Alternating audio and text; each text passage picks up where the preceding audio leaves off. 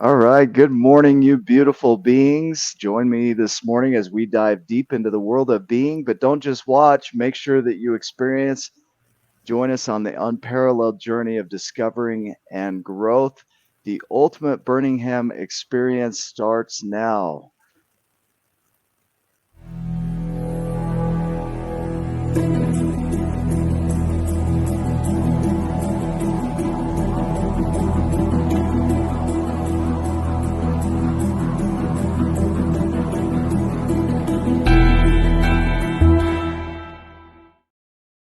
All right. Good morning, everybody. Good morning here, but it's 8 p.m. in Tokyo. Is that right? And 12 p.m. over in the UK. So we are all covering all time zones, all places in the world. We're excited to have you with us as we dive into these master classes of being. And before we get going into our guests, we want to do a little housekeeping and explain what we're doing here. So, Rose, I'm grateful to have you on with us. Will you just explain what we're doing and how this will look moving forward? So we have spoken with the incredible speakers we've got taking part in the event for May next year. And each speaker is going to hold a masterclass with yourself and me at the start, exploring an aspect of being that is really important for them. And it's so that we can really give you an experience of their experience, but also to help you really feel up close and personal with each of the speakers. So I'm going to share with you some of the upcoming masterclasses after this, our first inaugural masterclass with the magnificent Gary. So coming up, we have Karan Rai, which will be on the 25th of October, Ankush Jain on the 29th of November, Dominic London at the start of December, the 6th of December, and Becky Robbins on the 19th of December. So all these masterclasses have been confirmed, and we'll be sharing loads more information about the timings of those. And now we're streaming this one to different groups this morning, but Yeah. this won't be happening. I keep saying this morning, but I've got to catch up to the 8 p.m. thing. So I'll shift that. But we're streaming this into different groups right now, but this will be only available to attendees of the TUB event. Is that Absolutely. correct? That's correct. So our initial thought was just to only share these masterclasses with the attendees. But given that this is a creation that we're all involved in at this point, and we need all the support that we can have and to share the incredible words that you have to share and Gary has to share, we've decided to pop this masterclass in the interest group, in the Birmingham interest group, so you get a real taster of what is coming up. And like you say, Nick, all the following masterclasses will only be available in the attendee Facebook group. And that's so we've got a little bit of exclusivity, but we also want to share snippets with people to really encourage you to come along to the event. So if you're in the interest group and you enjoy this masterclass, use this as your leverage to really get involved in continuing to create the event next year and buy your tickets. Yeah, do that. Share this. This will be also streamed into the Tribe of Giants on Facebook. And so, for anybody that's watching from that space, you will need to grab tickets to be a part of this moving forward. So, this will be the only master class that's broadcast live. The rest will be private. And so, make sure that you grab your tickets to the event so you can be a part of that. I mean, these alone are valuable, but that's not what we're up to. With the tickets that are being purchased, those proceeds are going to the hospital. Is that right, for the kids? That's absolutely right. This is a not-for-profit event, and all the money that we are raising, as well as being used to put on the actual event. So we haven't got a budget to run this event. It's completely being run by ticket sales. Any profit that is made is going directly to Birmingham Children's Hospital for the auditory unit. So that's helping children to hear, some for the very first time.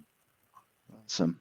And we'll make sure that there's a link to this video available. So if you want to share this video with your friends, family, loved ones, you can do that. Um, And please, please, please invite them to be a part of this in the UK in May of 2024, because that's coming up faster than you think. Absolutely. Don't hang about. Don't hang about because you'll miss your spot. So, Rose, we're going to place you in the back room here to help us with the comments, if that works. Absolutely And brilliant. we're going to dive into our beautiful guests. So, today we're joined by the amazing and vibrant Gary Mahler, a visionary leader who's on a mission to shape individuals brimming with integrity, adventure, and fervor. From the bustling streets of Tokyo, where he and his family are soaking in every bit of their 20-month cultural odyssey, to the heart of Shibuya, where he helms Mahler International Coaching Incorporated, Gary's journey is nothing short of inspiring. As his children navigate the intricacies of the Japanese school system, and as he eagerly awaits the inauguration of his new coaching studio in Vancouver, Gary stands as a testament to living life to the fullest. His dedication to mentorship and guiding souls toward a life of genuine contentment is truly awe inspiring. So, without further ado, let's welcome the man of the hour, Gary Mahler, to the show. Gary, welcome to the show. Well, thanks so much. It's great to be with you again. I recall the last time we were together, I was at the Andes in Scottsdale, Arizona, and we had such a great time together. And I know that this time will just augment that. I really want to share your way of being and my way of being, which is it's a positive adventure. I just want to bring that to the people as a possibility. So And that's what this is all about. So I'm so there, stoked to be with you. there's no plan for it. So as we sit here and talk and we go back and forth, we do have a few questions that we're going to dive into out of format. But outside of that, it will be a creation. And I think what I want to do to start is really start with those questions and then Yeah, let's play with it and see where we dance. Does that work? that's I love it. Let's So the go. first question I want to ask is, what does being mean to you?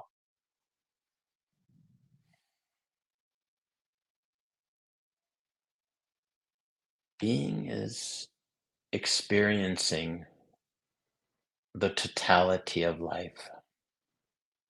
As a human being, we have this innate ability to actually be aware of what is occurring in our lives.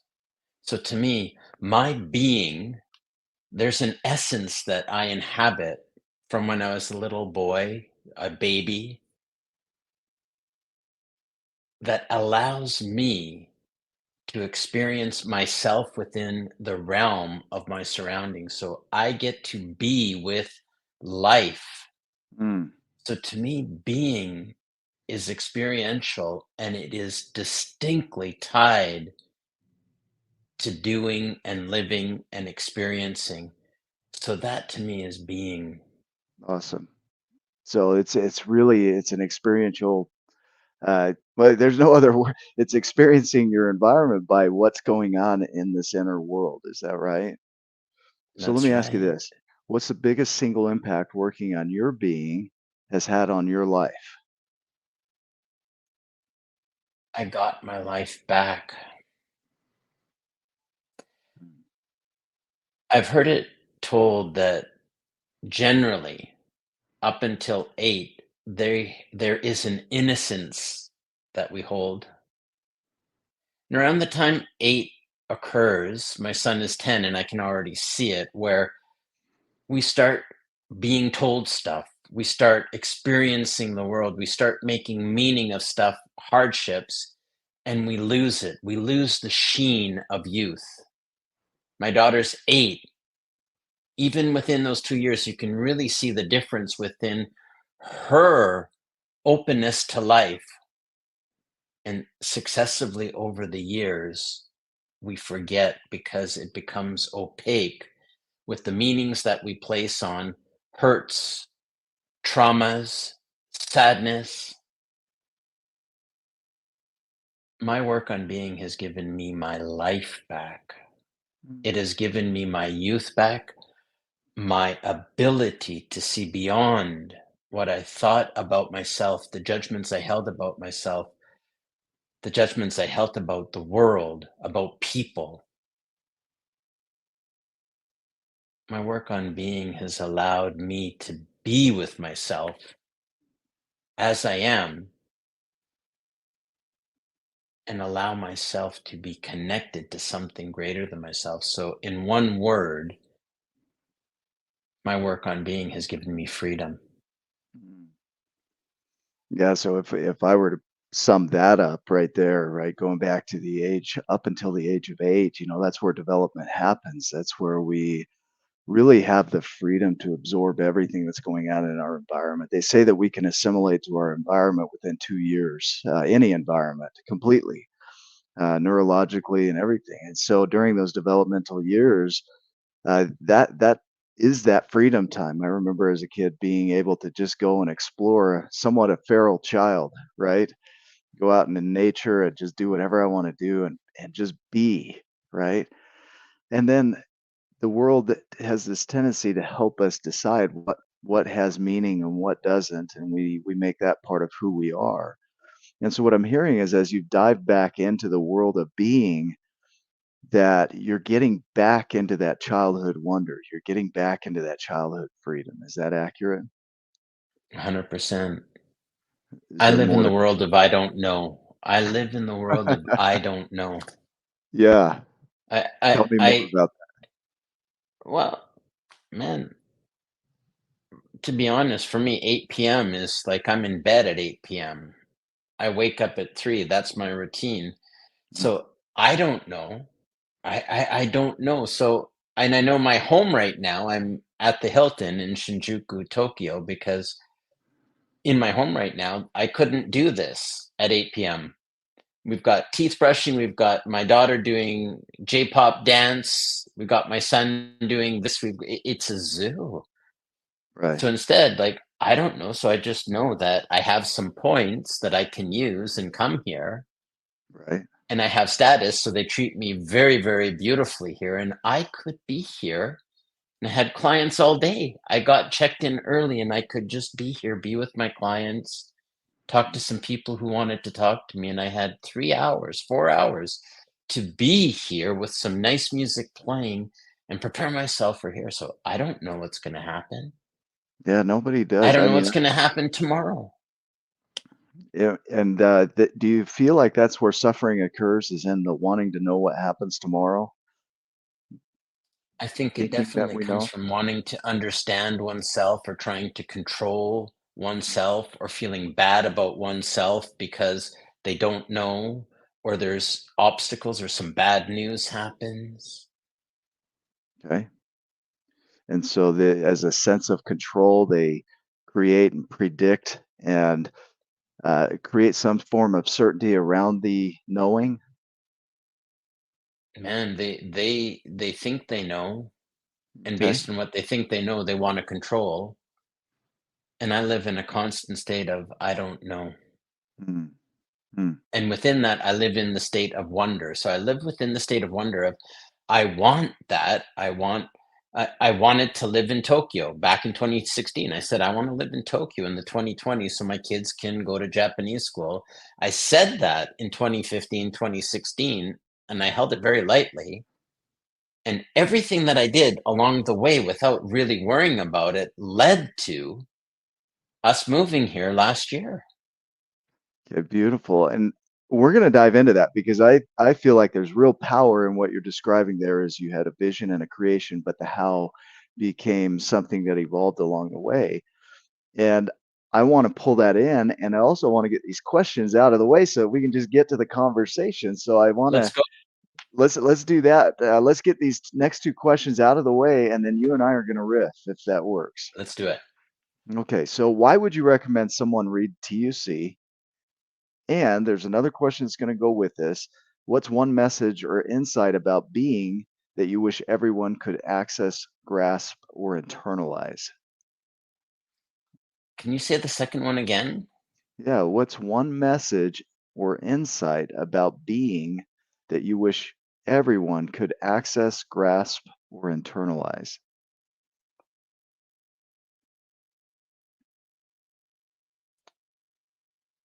I'm gonna sit with that second one because that's big. Um, Let's go the back to the book. first one, Why would you recommend people read TUC? um, truth be told, I was told this would be a question, and the answer probably isn't one you're gonna think that I'm gonna say, but I wouldn't. Hmm. Tell me more. Because if I tell you to read this, and it's just like some other book that you're going to read, that you see people have a stack of books that they're reading through, Mm, and you're gonna treat it like that, don't. Do yourself a favor and don't, because you'll be missing out on the greatest gift you could give yourself. mm, And I speak from experience where there are people that I know that have been told to read it and they read it, and they've been told to read it how Steve says they should read it, and then it just sits there and it hasn't done anything. So if you're going to read it, take what Steve says, read the back cover, read the first 2 pages, actually read it about you. And if you don't know what that means, talk to somebody that can help you to understand what that means. If you do that, the book will change your life. I listen to the audio with my kids at bedtime. We listen. Their favorite parts are when Steve was a kid. They love hearing this and they hear it and then they ask questions throughout the book. Oh, they said this about this, or someone is talking about this. They are experiencing what they are listening to. If you're going to do it, and it's going to have an effect, because my kids hear something and they say, oh, this happened, mm. and they assimilate that and they experience it and they bring it into their life. If you're going to do that, please listen to it, read it, ingest it, be with it. But if you're not going to, please don't. I think of a statement that was shared. It's not. I'm not just a guy at the diner. There's this guy at the diner that knows everything and just shares everything, and you can ask him any question. He's got an answer for anything you might bring up, right? And sometimes we treat our books that way. That it's just a guy at a diner. It's just more information. And what I'm hearing in this is that don't let it be that. If you're really going to dive into this, don't let this just be another book, right? Another resource or piece of information that you gained along the way. Really ingest it, make it part of your being. Is that what I'm hearing? 100%.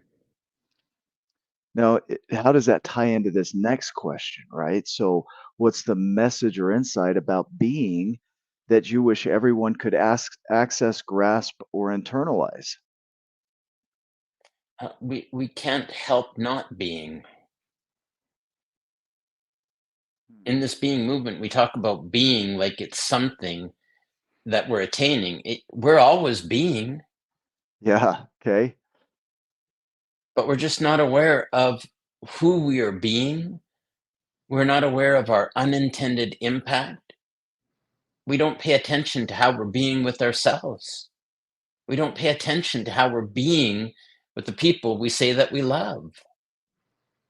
We are so busy in our lives trying to get somewhere, to do something.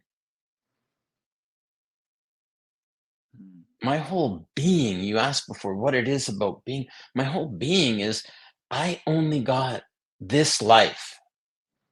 That's it. And how I experience every moment of this life is everything. At 5:30, they had cocktail hour. They upgraded me to the lounge. I'm sitting in the lounge and I'm just sitting there looking at people and watching them. And I got nothing but love for the people that I'm watching. mm, And there's this guy just sitting there,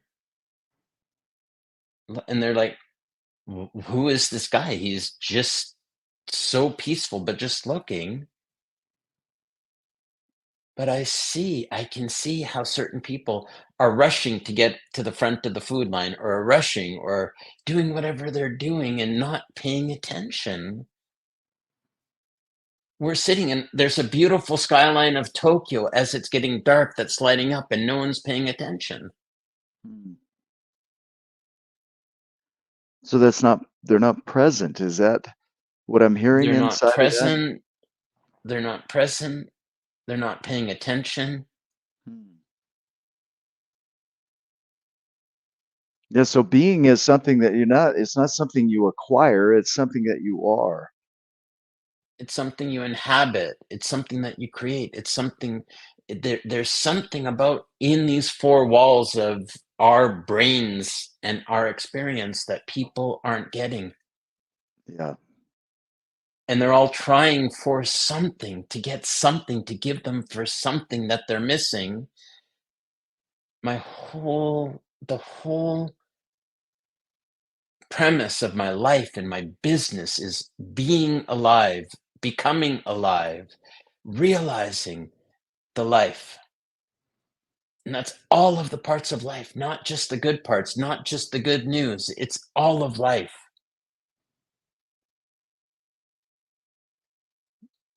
Gary, I've got a distinction I want you to create for me. Okay. It's Tell me. on being versus becoming.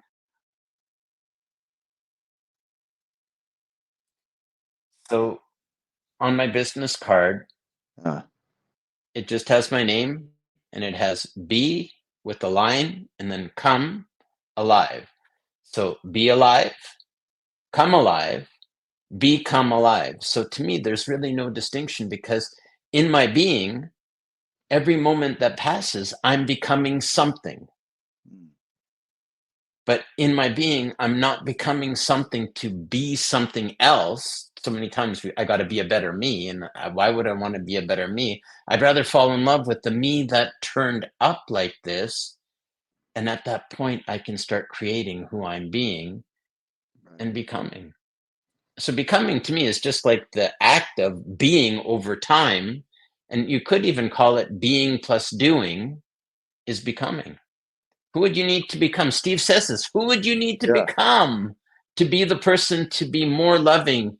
This is what is the whole book is about. If you read it, who would you need to become from who you're becoming right now? Yeah. So I think we get stuck in this idea of who we think we are, and then we allow that to Mm. drive the bus, and that does the doing. And there is a distinction between being and doing. And it's an expression of what's coming from you. So many people, like you said, they're going somewhere. They don't even know where they're going. It's like you said, no, I'm creating this vision of Tokyo. I'm in Tokyo as a creation. I'm just not there yet, right? When you created this, you said I'm there, but I'm not there yet. And it played out beautifully so that you could be there. But And people's also, expression, yeah, go ahead. when I'm in Tokyo, sometimes I'm not in Tokyo. I'm in my Hmm. mind about Tokyo. I'm in my mind about something, and I'm losing out. Hmm. I want to be present to what's going on. I want to be present to every aspect because my time in Tokyo ends early April.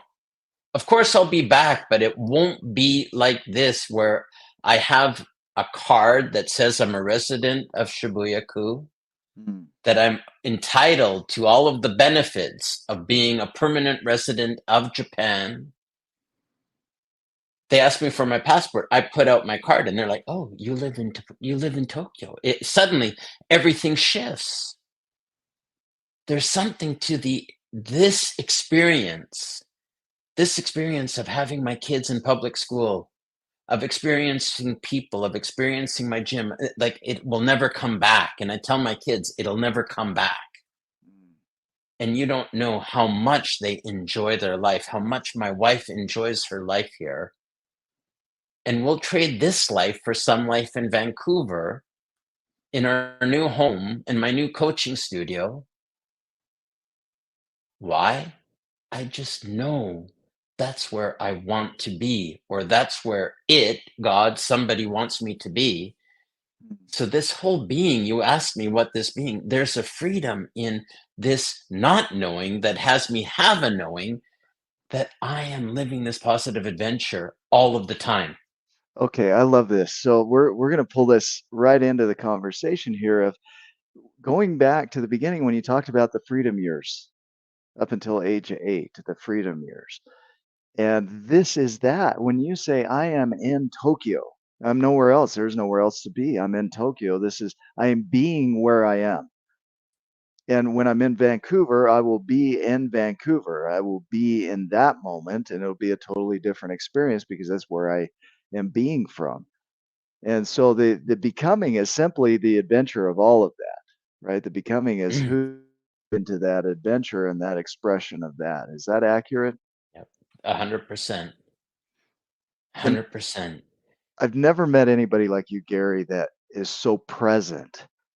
There, there is this moment and whatever's happening in this moment. There's no plan for this masterclass today other than representing what being looks like. If I could give anything to the viewers, if I could give anything to the 1,500 people coming, is their idea of themselves being so forgiving, so loving, so open to that the essence of them would be free to dream, would be free to desire, would be free to create, would be free to be with themselves no matter what else is occurring. To be free to handle bad news, to handle life, death, divorce, everything, and to fully experience the sadness, the not knowing, to fully experience the fullness of life, to fully experience anger, hate, whatever it is. These are human experiences. And to not make ourselves wrong and judge ourselves for what we didn't do, what we should be doing, what he's doing that I'm not doing. It robs me of the vitality of this life as a human being.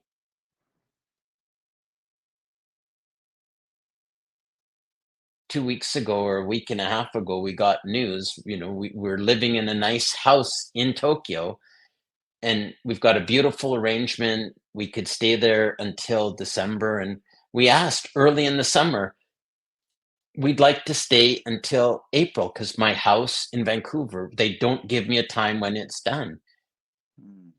And our realtor, he's a great guy. It's very nice because we have a very loosey-goosey arrangement that really suits both of us. But he came back to us a week and a half ago and said, yeah, like pretty much December 31st, sayonara. And my wife, like, I remember it was 7:30. She comes in and she goes, I got news. And I said, what? And she goes, yeah, we're not gonna be here past December. And we love that house. We love the neighborhood. We love everything. What are we gonna do? Where are we gonna live? A short-term rental from December 31st till March 31st. How are we gonna find, like, where are we what? Mm. And then Gary, my I want to kids are draw like, the from this. Yes, keep going. it's like, so I just sit with my wife and we're just sitting having some tea. What are we gonna do? Well, we're gonna sleep on it. That sounds like a plan. And then my wife, being my wife, because I love her the way she is, she found this place and she found another place. It's in the same area of Tokyo in Ebisu.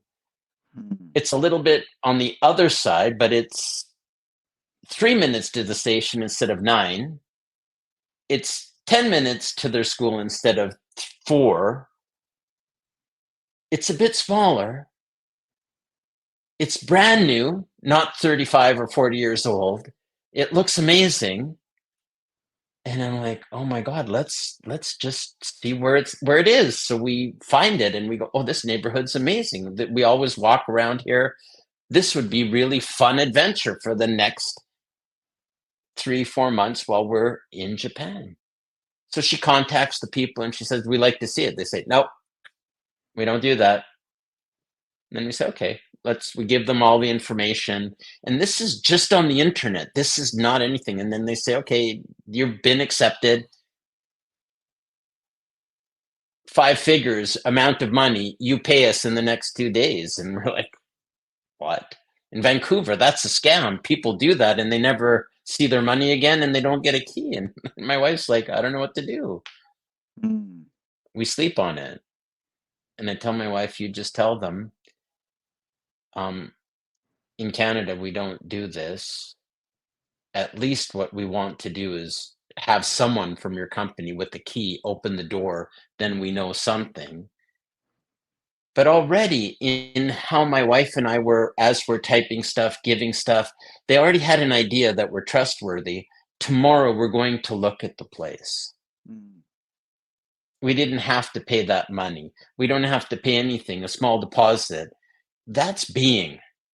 And my wife's like, "In Japan, we can't say this stuff. We can't." But I'm telling her how to be with these people. So they've got all their information. We've got a place to stay. We've already taken the kids to the neighborhood. They love it. They're on autumn holiday. They'll come with us. We'll look at the place.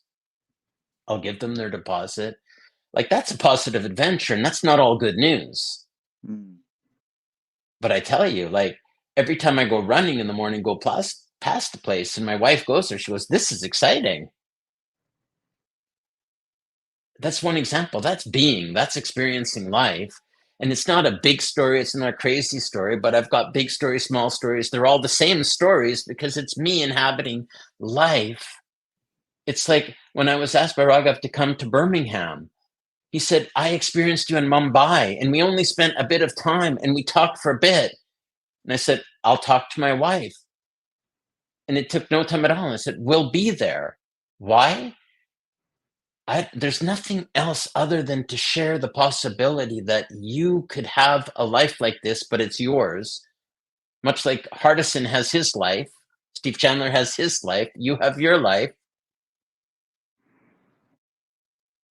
To not be at the effect of life, but because in the matter of your life. That's everything. That's everything. Gary, I am hearing the because. This is really, really cool. I want to draw out a frame to see the framework in things. And it ties into the way of being, but be the cause of your life, because your life, versus be the effect of your life, that life happens to me. And people lose their peace in the worrying and the trying to create or prevent or control what might happen next. And what I hear in what you just shared was that in lieu of that, there was just simply a presence with what is. So here's this thing that could be described as uncomfortable. There was a question earlier by Melissa. I'm going to pull this up here. She says, "How do we allow ourselves to be present with the experiences that feel uncomfortable?" And this is a situation that is a situation. Your house on this date, you can no longer be here. That's a situation. That's an event that will occur. And there might be concern that comes up or whatever happens in the body. But what makes it uncomfortable, like you said earlier, is the thought of that thing. So you and your So presence sitting going to how sleep. do I be present with experiences that feel uncomfortable? Mm. I put out the welcome mat. I put out the welcome mat to those experiences. I put out the welcome mat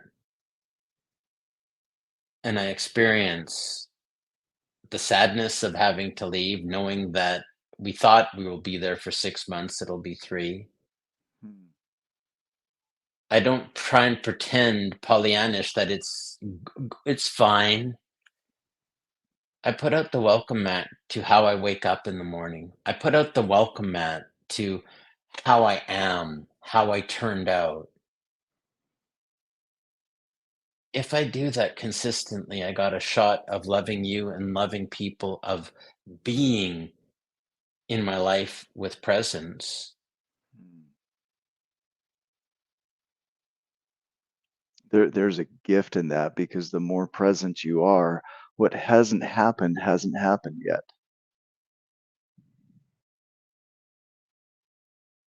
And what has happened, if I put out the welcome mat to it, how I describe it is I have 100% material to work with.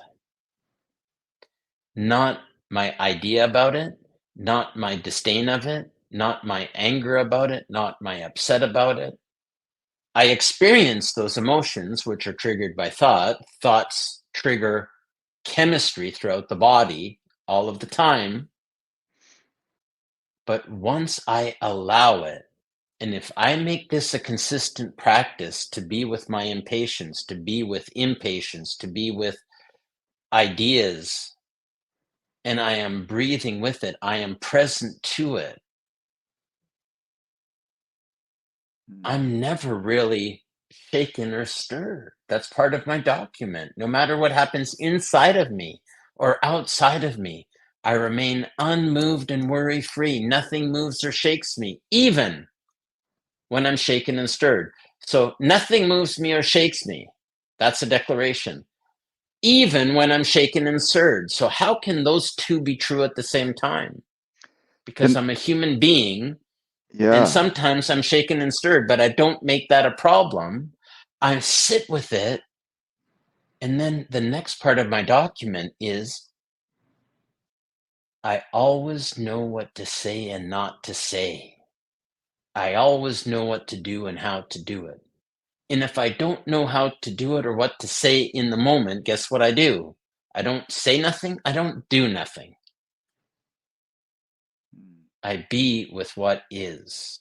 I am infinite stillness. I'm born of ease and flow. That's who I am. I'm pure connection to the all powerful. And we create what I want, and I always get what I desire. I'm generous and warm hearted. I am love and coming from love. I am forgiveness and understanding to myself. If I live that, just that part of my document alone, I am covered. I'm covered no matter what happens. Because in stillness, possibility arises. Gary, the declaration. So a declaration, the word means an assertion of a commitment. To assert is to speak it, and to commit is to do it. And there are times I would imagine where you're not quite your document.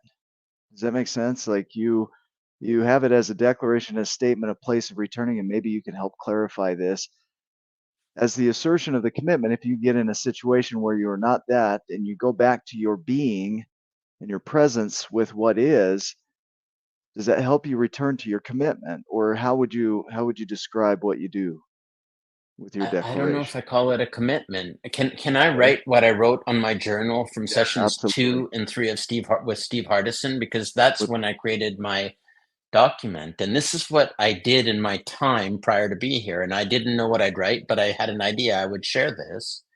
okay. In the act of being with every non-powerful listening that has ever entered my awareness, that has ever been held onto, not fully acknowledged or processed.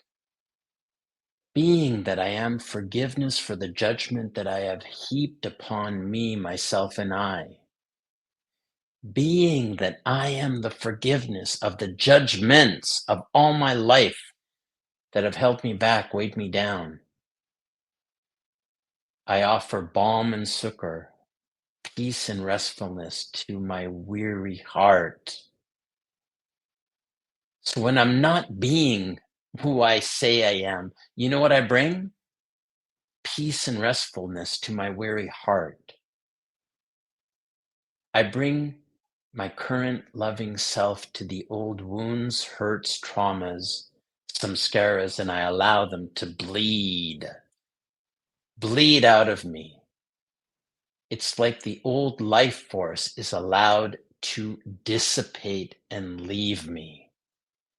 By the grace of something greater than me, some wisdom that comes from the ages, a space of stillness allows for a new realization to become alive within me.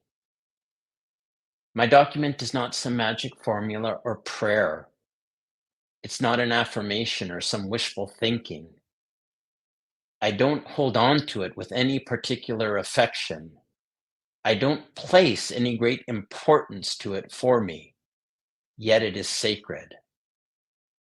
It's not just some words on paper or some incantation to God to pray that I might be this one day.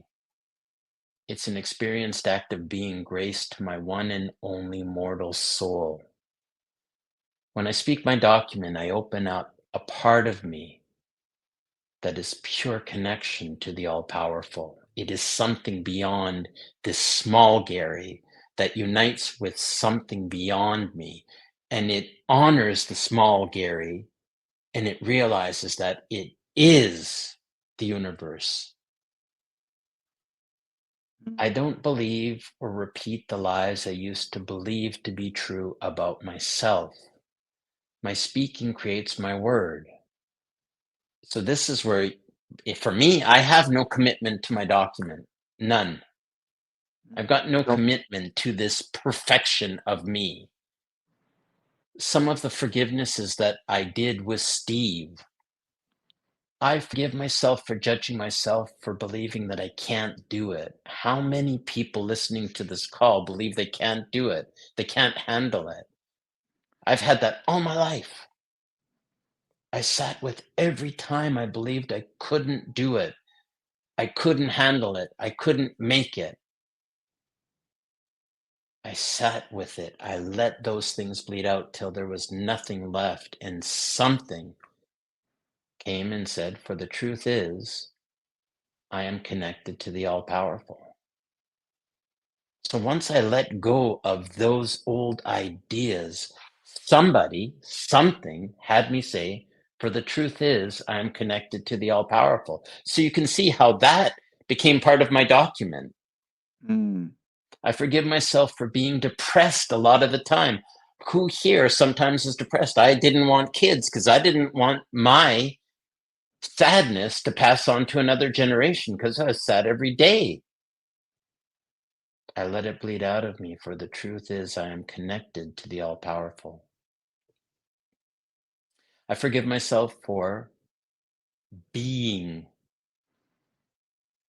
sadness. So this is beyond depressed, for the truth is I am joyful. I forgive myself for being stressed, lethargic, and lazy. For the truth is, I'm energetic and worry-free. So where I'm coming from is everything. If I change where I'm coming from, where I'm going is the booby prize. It's never where I'm going. Mm. That is a This huge is what it distinction. was like. This is what it was like for 2 months, facing every lie that I believed about myself. 1 month. And then looking at every lie in Hardison's office and crying over letting these things go out, being held by Steve, letting this escape. And what's left is my document. So I got no commitment to my document. Yeah, wow, that's a clarity that I didn't have before. It is an expression of you and your connection with Source. It is you forgiving the judgments that you hold. I want to bring this back up, this question statement. I'm going to grab it here. It says, what do we do or what do we miss when we get stuck?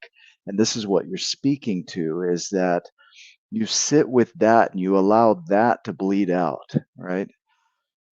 You allow yourself to sit with this idea that you're even stuck, that there is a right and a wrong, that there's a way it should go. And you sit and you forgive yourself for the judgments of that. And you look at the truths that bleed out from that, Yeah. that express. Go I ahead. don't gotta be a certain way. So to me, there's a part of my document that Steve and I that just came more recently.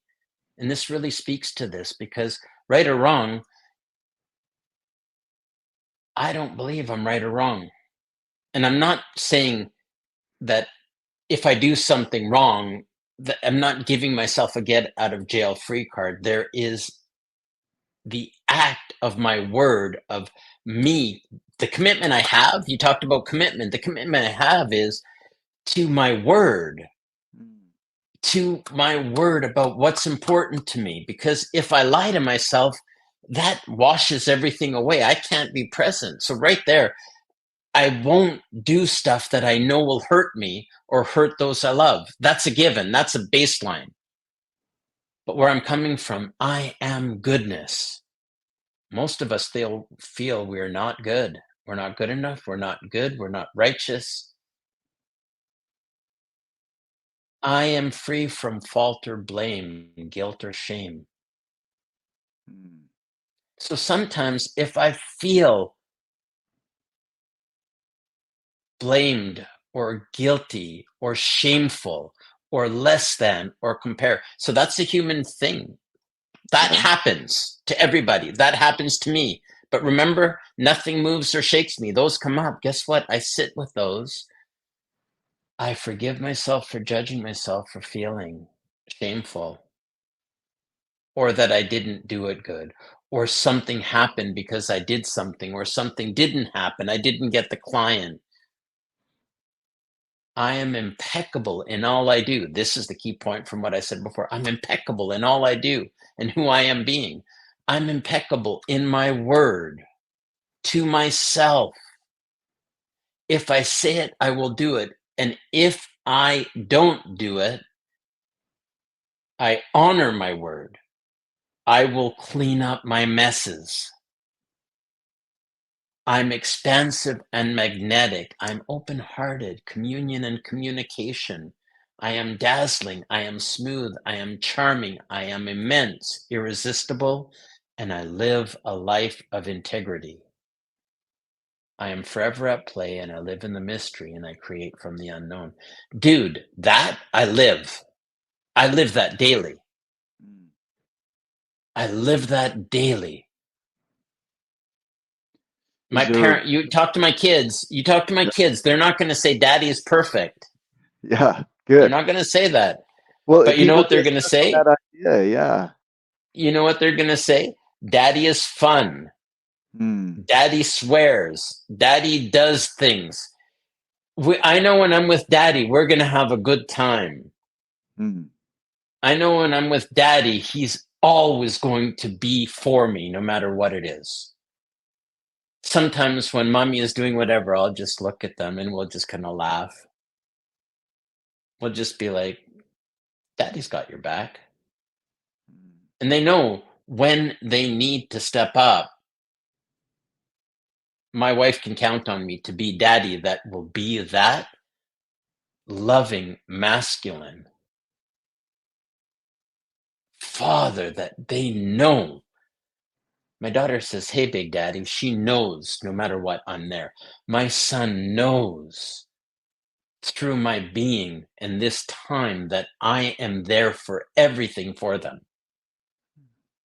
If you wanted me to do this at 1 p.m. on Tuesday, not going to happen. Sorry, whoever's watching this, I ain't doing it because at 5 to 1, I have a date to go to my son's school, show the security guard my badge, pick up my son, and he holds my hand for half an hour going to his Japanese extra class. And I'd not give that up for anything or anyone. You could give me $1 billion. I ain't going to take it. I don't want it. I want to hold his hand because at 10, he still holds my hand. And he tells me stuff and he talks about stuff and we laugh about stuff. Holy cow, yeah. I'm having that realization when you talk about being in Tokyo, being in Vancouver, being in the conversation you're in, being in the holding of your son's hand, that these being moments are moments you'll never get back. These are Ever. being moments that for $1 billion you wouldn't trade this moment right here. Every Tuesday afternoon, I take my daughter to English Academy. Hey, big daddy. And she talks about it. Daddy, are we going to the zoo? The zoo is this pet store that they have. It is a zoo. They've got sheep. They've got one zoo in just near here has an alligator. Like they got stuff. And she just loves seeing the dogs. And I said, hey, Kona, hey, Cones. I say, hey, Cones, of course. And then we go, and then there's a beautiful Starbucks that we go to, and she always runs to get me a nice seat, so I take her, she gets me the seat, and then she sits and she goes, what are we having, Daddy? I get a snack, and we've got like 10 minutes before she goes, and I sit for 2 hours in the Starbucks, and either I read something, listen to something, watch people, journal. I just sit there for 2 hours, and I just love being in the Starbucks in Mega Road, Tokyo. And I watch people, and I just think this is the greatest gift I have, to see these people, to see how these Japanese people live, and how this one is and how that one is. Mm. And then she comes, and she comes, and all the people are, because she's hugging me, and I love you, Daddy. And they're like, wow, that's interesting. And then we take the train home, and we go to the zoo, and we end up being home around 7:30, and my wife and son have already eaten dinner, and I sit with my daughter, and we talk about the day. Dude, I'd not trade that for anything. You want to know how my being? That's my being. Mm. That right there is the message of Gary Mahler, is your presence is your being. Your being is your presence, and Mm. everything that expresses from that is what you're here to create. That there's no going. There's that booby prize of life that you talk about out here, that thing you get there and you're like, you're not satisfied with that because that wasn't the thing. The being present through the whole experience is what this is about. Am I hearing you? You're hearing me. You're hearing me loud and clear. I got here at noon. Check-in is at 3. I'm just being me. Thank you for being a gold member with Hilton. Thank you. I'm really looking forward to this, and I just say what I'm doing, and well, we got a room for you. We're upgrading you, and you can go to the club. Thank you. Dude, you want to know my life? This is my life. And if you don't have something, I already talked to the concierge on chat. If they don't have something, because I had a 1 p.m. call, they got a business center that I can go to. Every time I meet someone, I get to experience who this person is. And they get to experience this gaijin, this Westerner, that isn't in a rush, that's interested in them, that tries with my lousy Japanese, and they laugh and I laugh. And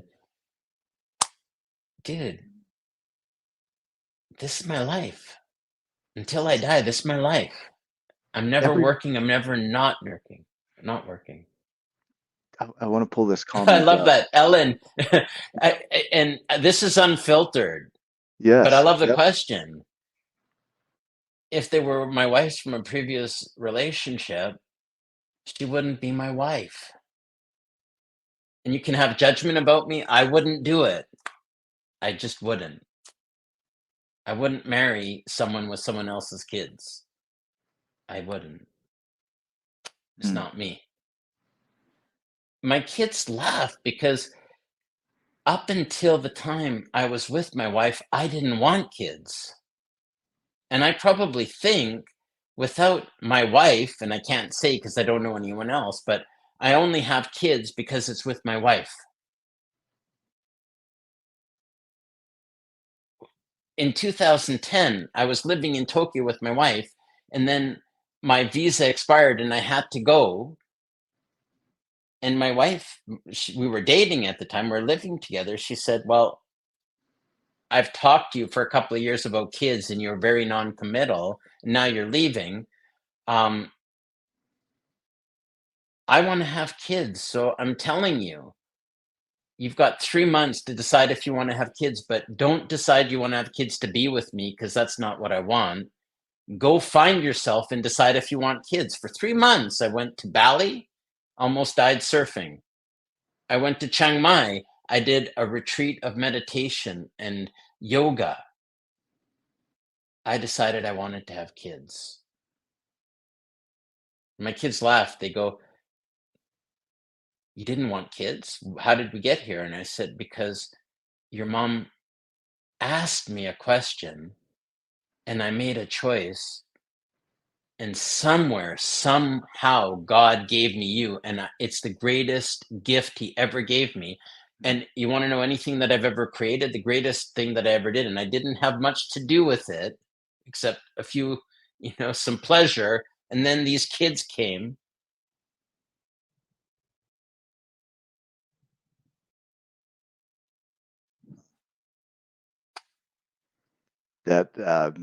That being with, even that question right there, the being with the possibility that many of us would have taken that question and created judgments around that question of ourselves and ourselves in relation to others and what they might say.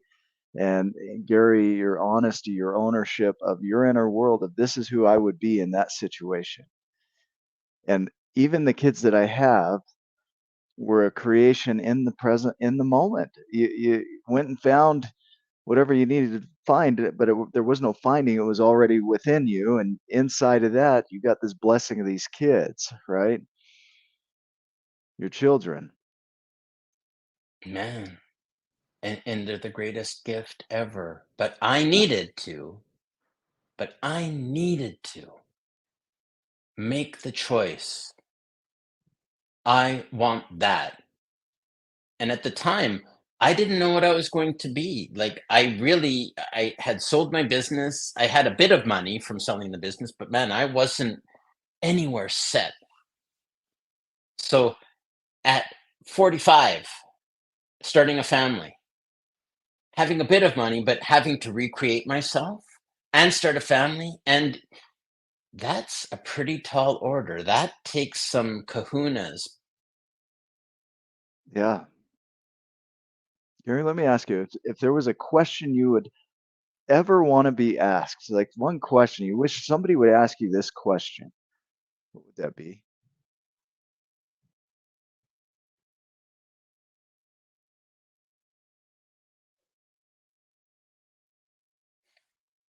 Are you for real?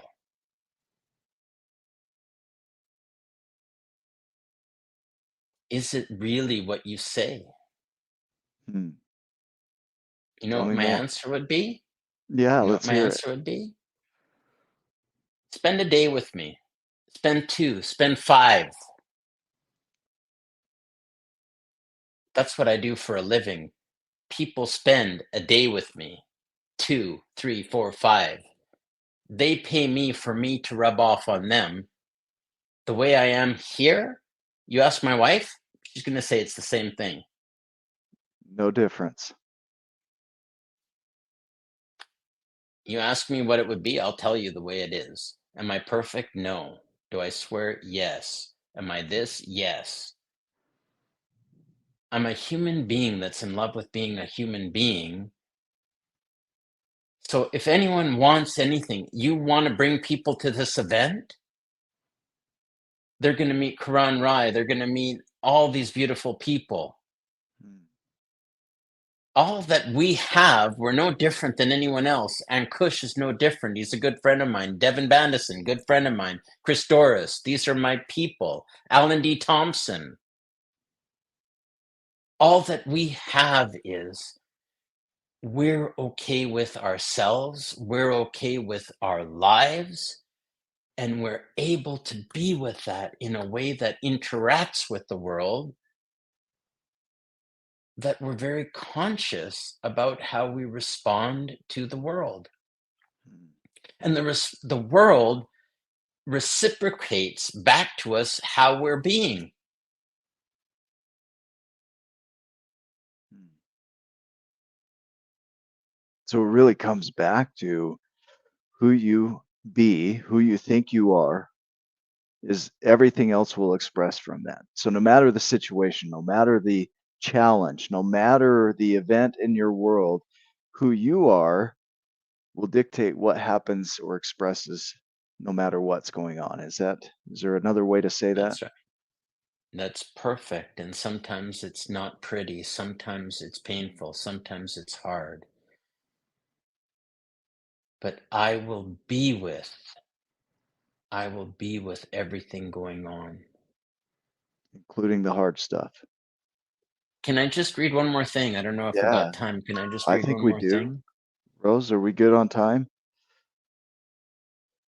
I think she'll see a thumbs up there. We've So, got about a few minutes, so so I created a journal, and it's for my Mahler International Coaching Inc. 2.0. So I've created 1.0. It's a great business.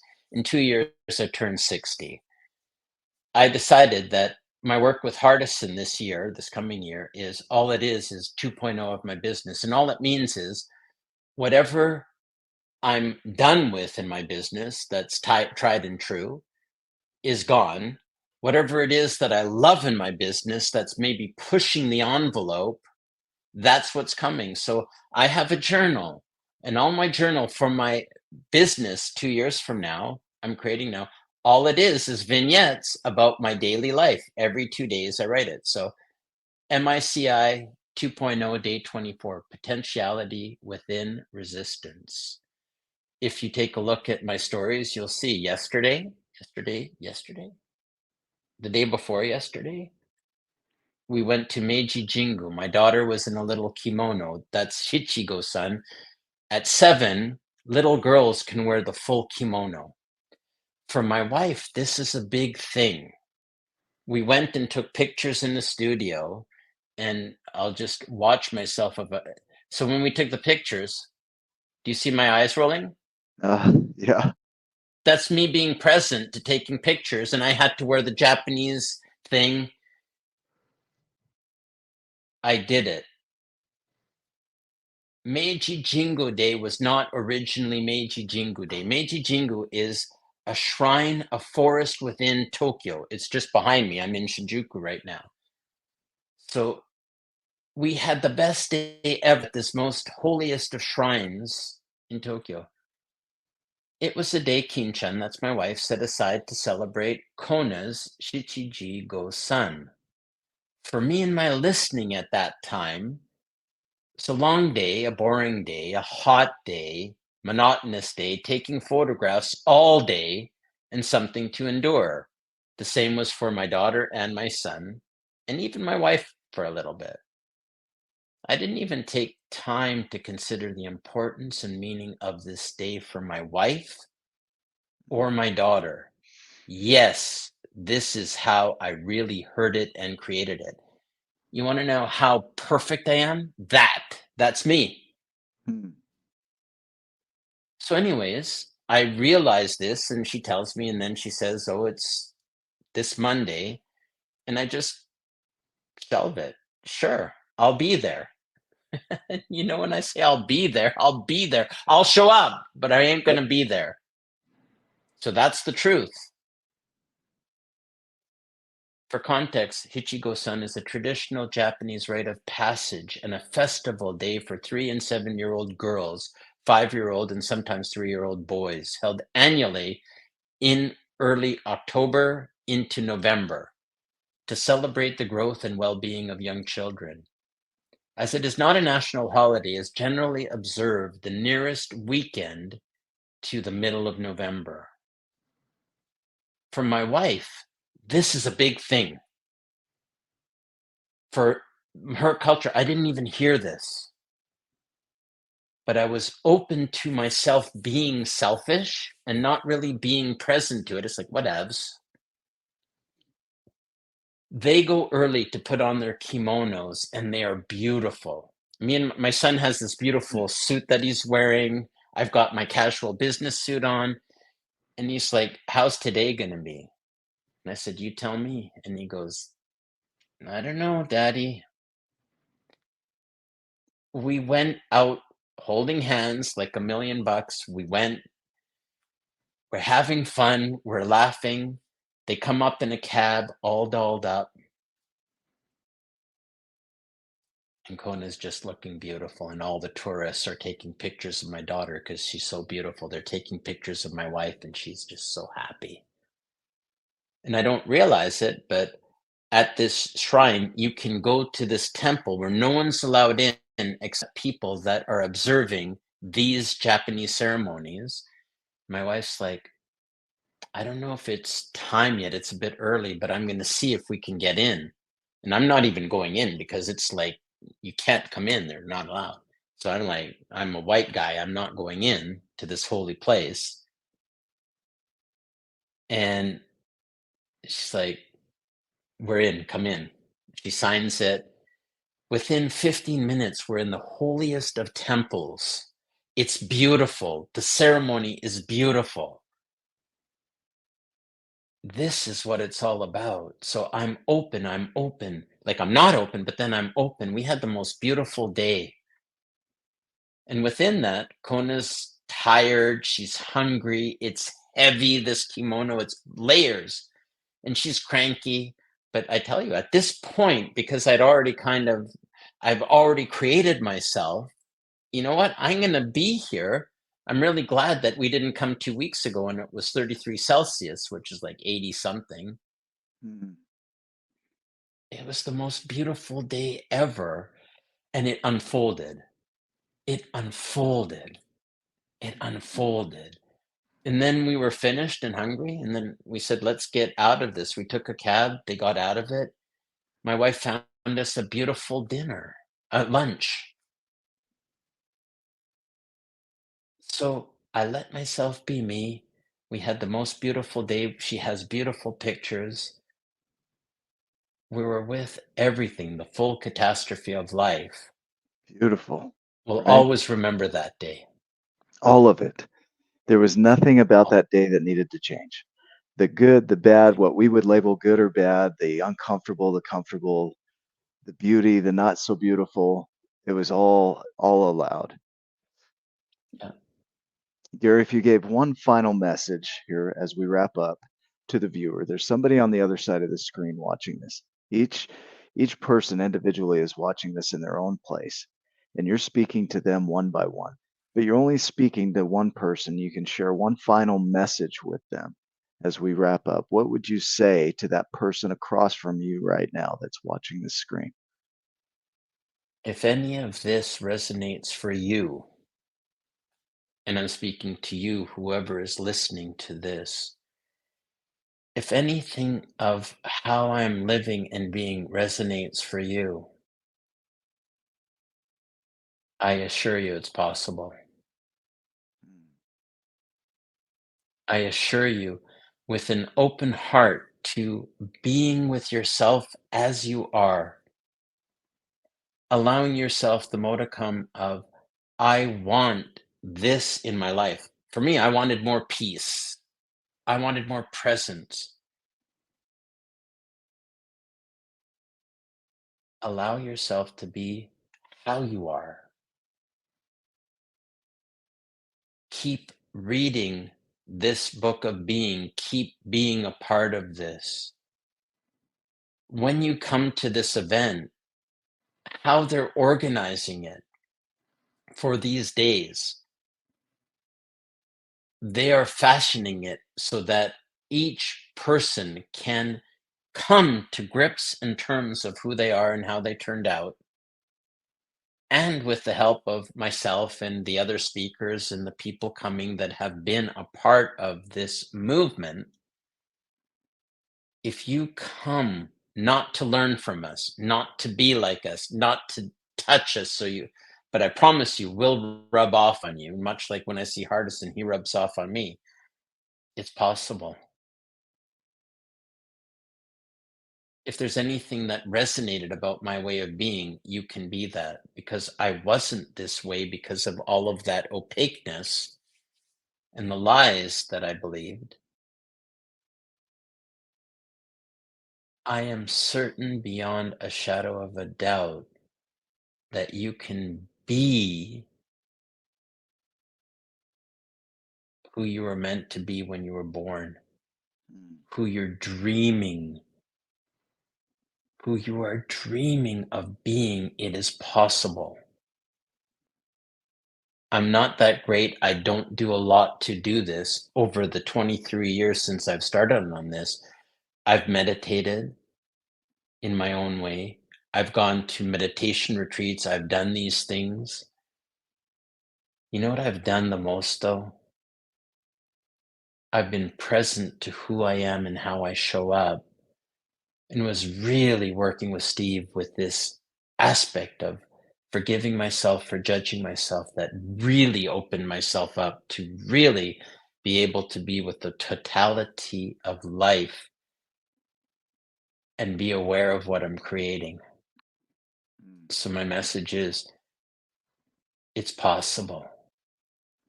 mm. That's beautiful. I'm going to bring Rose back on stage here, and we're going to wrap up. And this was amazing.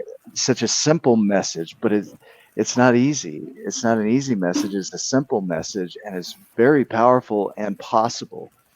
And this event that we're hosting in May of 2024 will be the catalyst in your life. And so be there. Be there. Be present with us. Be fully in it. Be in the book as you read the book, The Ultimate Coach. Be in that book. And that, Gary, I think is what you offer most, is that full presence with all of it, even the discomfort. Sometimes as I sit here on these shows, my butt starts to hurt from sitting. And even that's part of being, right? But it's part of the experience. And share this with other people that you know want this in their lives, because this is just the start of what we're up to. And these videos, these master classes are they're just going to be powerful because of who's in the room. It's not because of what I ask or what I say, it's because of who's in the room, including those that are making the comments here. We appreciate you and your comments throughout. I wish we could pull every one of these up here and answer every one of them. It would be a 14-hour show, but it would be amazing. But thank you for being a part of this. Rose, is there anything else to share today? Just really thank you very much to everyone who's posted comments. I've been reading all of them, and I can't wait for us to break up some of this video and share with the wider community and with the world. So please do, if you've enjoyed this masterclass and you would like to attend more, please buy a ticket to the event. Not only are you investing in your own being, you're supporting investing in the being of everyone who is coming to the event, because without you, we can't put the event on. And we are committed to making the best, making this the best being event that the world has ever seen. And we need you on board to be there. Yeah. And so it is. The Thank pathway's you. emerging. The declaration has been made. Thank you for being a part of this. Thank you for joining us, Gary. Thank you for your wisdom. And for everybody that's watching, make it a beautiful day. Go be beautiful. And we'll see you in the next episode. Take care.